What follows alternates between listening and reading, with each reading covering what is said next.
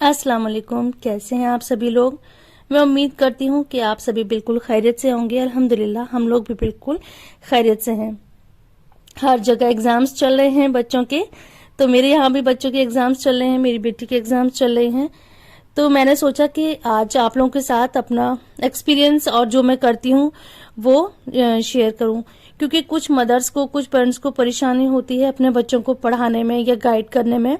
तो मैं आगे कुछ टिप्स बताऊंगी, कुछ पॉइंट्स बताऊंगी जिसको फॉलो करें। कि कुछ लोग कहते हैं कि हम इतने पढ़े लिखे नहीं है कि हम अपने बच्चों को पढ़ा पाए, या कुछ लोग ये कहते हैं कि टाइम के साथ पैटर्न चेंज होता है। हमारे टाइम पर और पैटर्न था, अब और पैटर्न है, हम उनको नहीं पढ़ा सकेंगे। तो इस वीडियो को देखिए, तो इंशाल्लाह आपके लिए ये बड़ी हेल्पफुल रहेगी, जिससे आप लोग भी खुश हो जाएंगे और बच्चों को भी इससे बहुत ही हेल्प मिलेगी, जिससे कि जो बच्चे मेहनत करते हैं उनको हम अच्छी तरह से गाइड कर सके।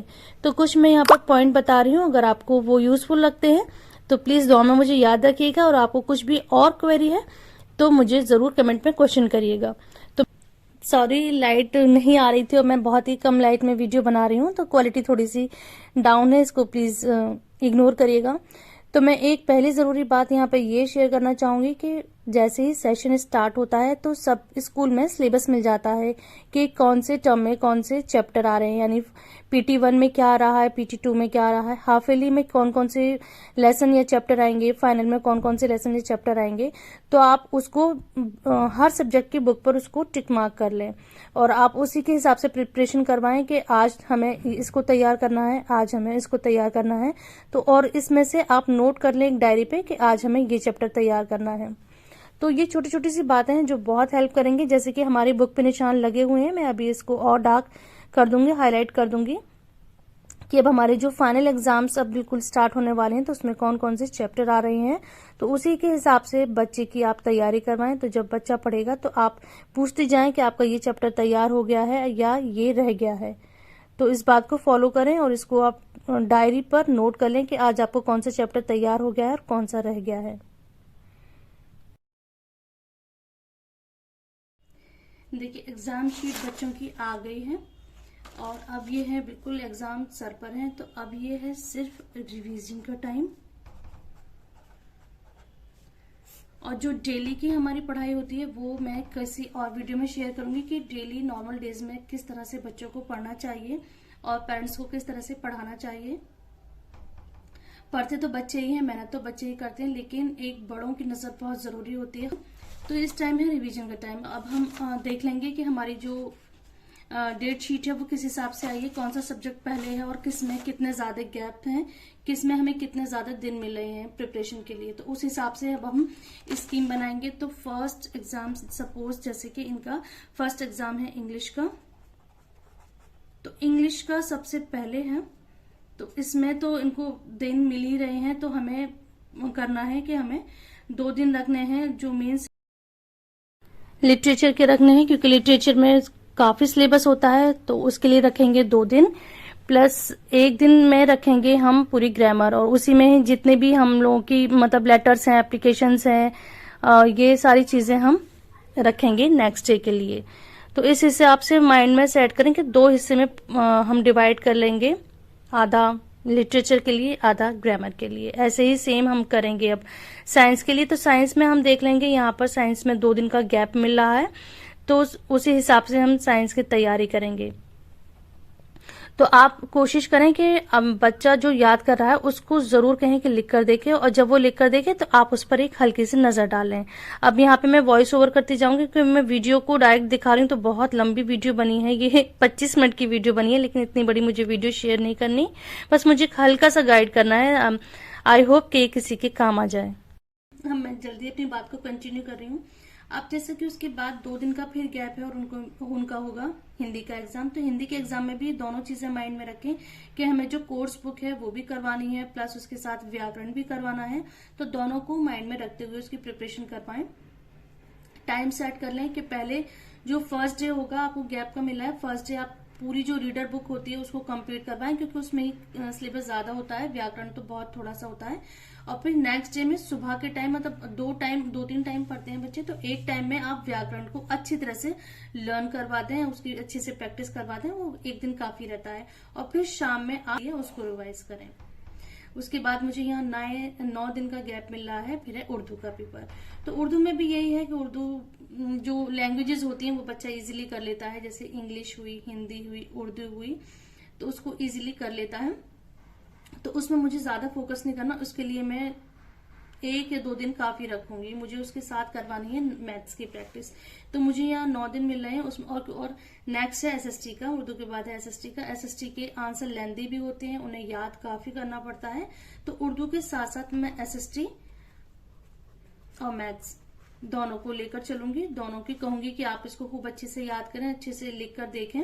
और मैं मिल रहे हैं। फिर उर्दू के बाद आ जाएगा 4 दिन एसएसटी का। एसएसटी का हम यहाँ उर्दू के साथ भी थोड़ी प्रैक्टिस कर रहे हैं। और एसएसटी में बहुत ज्यादा लंबे लंबे आंसर्स होते हैं और काफी लिखना पड़ता है, तो वो उसकी आराम से लिखकर प्रैक्टिस कर लेंगी। फिर उसके बाद मैथ्स में मिल रहा है 2 दिन का गैप, तो उसमें अब टेंशन की जरूरत नहीं है क्योंकि हम यहाँ पे इसको कवर कर चुके हैं। तो यहाँ आराम से हम मैथ की प्रिपरेशन कर लेंगे। तो इस तरह से अगर आप बच्चे के साथ दें, बच्चे पे थोड़ी नजर रखें और बच्चे को थोड़ा गाइड करती रहे ना, तो वो बहुत ज्यादा बच्चा मोटिवेट रहता है और उसको उसके अंदर एक अच्छा सा कॉन्फिडेंस आता है। अगर उसके साथ उसकी मम्मी या पापा कोई भी उसके ऊपर फोकस करे हुए, तो बच्चा लापरवाह भी नहीं होता। मालूम है कि हमें कोई ना कोई गाइड करने वाला है या हमें कोई ना कोई हमारे ऊपर नजर रखने वाला है। नेक्स्ट पॉइंट मैं आप लोगों के साथ ये शेयर करूंगी कि ये हैं तीनों लैंग्वेजेस, हिंदी, इंग्लिश, उर्दू। ये तीनों है लैंग्वेज। और इसमें सबसे ज्यादा जो बच्चों के मार्क्स कटते हैं वो कटते हैं स्पेलिंग पर। ये याद तो बहुत जल्दी हो जाते हैं, इसको हम स्टोरी की तरह से पढ़ लेते हैं, समझ लेते हैं, क्लियर हो जाता है और इसको बहुत इजीली कर लेते हैं। लेकिन इसी में सबसे ज्यादा मार्क्स कम आते हैं। क्यों? क्योंकि बच्चे ना यहाँ स्पेलिंग की मिस्टेक करते हैं। तो आप कोशिश करें कि बस जो जो मुश्किल वर्ड हैं, डिफिकल्ट वर्ड्स हैं, उनकी आप ज्यादा से ज्यादा प्रैक्टिस करवाएं, साथ के साथ उनकी डिक्टेशन करती रहें। और अगर इतना टाइम नहीं है, जैसे आपके पास गैप ज्यादा नहीं है और इतना टाइम नहीं है कि बच्चे पूरे आंसर लिख कर देखें, तो पूरे आंसर के बजाय जो वर्ड मुश्किल है आप उनकी ही प्रैक्टिस करवा लें, तो भी काफी अच्छा रहता है। अच्छा, एक मैं यहाँ अपना तरीका एक शेयर करूंगी कि ये है मेरी बेटी का लास्ट टेस्ट का पेपर, जो कि बच्ची टेस्ट देकर आई थी, उसका पेपर है। तो आप कोशिश करें कि जब भी बच्चा अपना एग्जाम्स देकर घर वापस आता है तो उसको बस ऐसे ही ना जाने दें, बस बैग अलग रख के और बच्चा कहीं और बैग कहीं और पेपर कहीं, ऐसा ना छोड़ें उसको जरूर उसका जो एग्जाम पेपर है, जो भी पेपर मिलता है क्वेश्चन पेपर, उसको जरूर टैली करवाएं। और जब भी आप ये टैली करें तो साथ में बच्चे को बिठाएं, तो उसे आप पूछें कि उससे सारे क्वेश्चन पुट अप करें कि आप इसका क्या करके आई हैं, आप इसका क्या करके आई हैं, इसमें क्या करा था, इसमें क्या करा था, और उसके मार्क्स ऐड करें। उसमें आगे जो नंबर दिए होते हैं उसके हिसाब से आपको जैसा लगता है कि बच्चा जिस हिसाब से पेपर करके आया है उसके नंबर आप उसमें लिखें। तो मेरे यहाँ पे पहले से नंबर लिखे हुए थे, तो मैं आपको हाईलाइट करके दिखा दे रही हूँ। तो वो बच्चे से हमने नंबर मतलब आइडिया ले लिया था, उस हिसाब से हमने नंबर लिख लिए हैं, उनको ऐड कर लिया है और उसको हम पेपर पे लिख देंगे। तो उससे क्या होगा कि बच्चे को पता रहेगा कि वो क्या करके आई हैं। उन्हें अगर उन्होंने अच्छा करा है तो उनके अंदर कॉन्फिडेंस होगा, अगर उन्होंने बुरा करा है तो अगले पेपर की वो अच्छे से तैयारी करेंगे। और उससे बच्चों में ये भी रहेगा कि ऐसा नहीं है कि मैं कैसा भी एग्जाम कराऊं मुझसे कोई पूछने वाला नहीं है, घर जाके मेरे पेरेंट्स मुझसे पूछेंगे कि मैं क्या करके आई हूँ या मैं क्या करके आया हूँ। तो ये चीज आप जरूर करें कि पेपर जरूर सॉल्व करवाया करें और उसके जो नंबर हैं वो जरूर से लिखें। इससे बच्चे में कॉन्फिडेंस भी रहता है और आगे के लिए अच्छा करने के लिए वो मोटिवेट भी रहता है।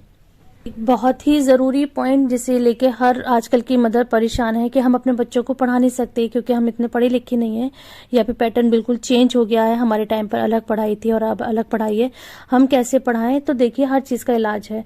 अगर आप चाहती हैं पढ़ाना अपने बच्चों को तो आप ना यूट्यूब का सहारा ले लें। यूट्यूब पे बहुत सी अच्छी अच्छी बातें भी मौजूद हैं।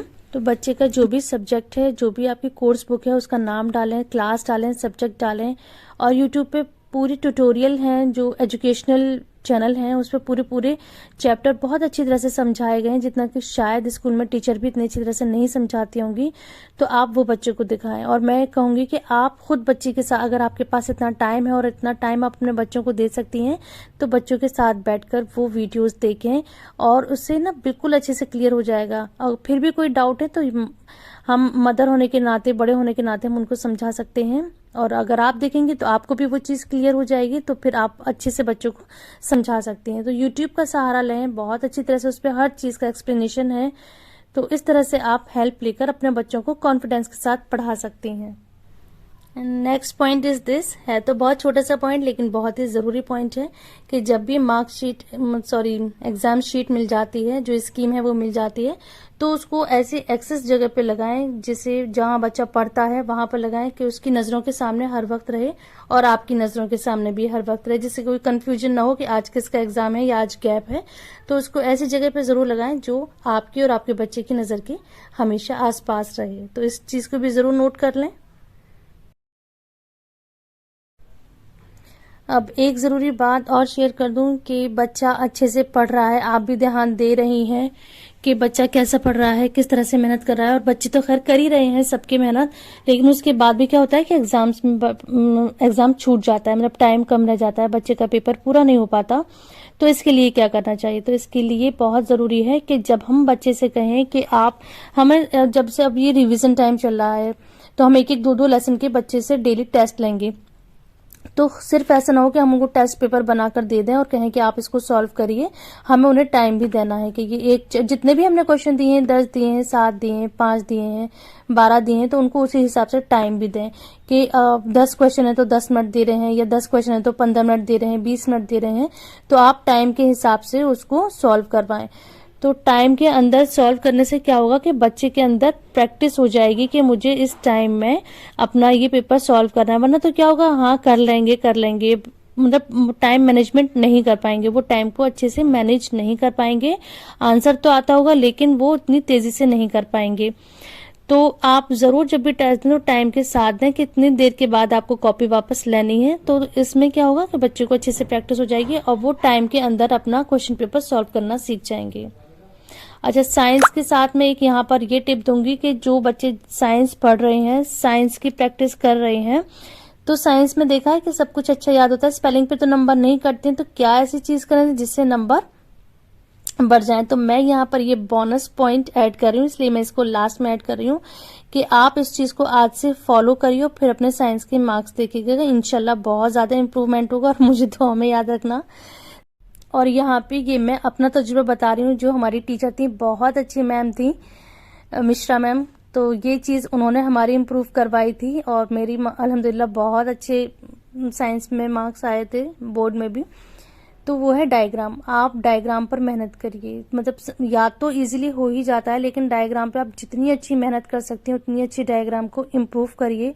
उसमें आप हाइलाइटर का इस्तेमाल करिए, पेंसिल कलर का इस्तेमाल करिए, ब्लैक आउटलाइन का इस्तेमाल करिए, मतलब बहुत ही अट्रैक्टिव से अपना डायग्राम्स बनाइए, जिससे कि कॉपी खोलते ही लगे कि ये कॉपी सारी कॉपी से अलग है। तो ना चाहते हुए भी एग्जामिनर और जो टीचर है वो आपको फुल मार्क्स दे। तो इस चीज को जरूर फॉलो करिएगा और दुआ में मुझे याद रखिएगा। और वीडियो ज़रा भी हेल्पफुल रहती है और कोई भी क्वेरी होती है तो मुझे कमेंट में बताइएगा। और मुझे और मेरे बच्चों को, मेरी फैमिली को दुआ में याद रखिएगा। और मैं दुआ करती हूँ कि आप सबके एग्ज़ाम्स बहुत बहुत बहुत अच्छे हों।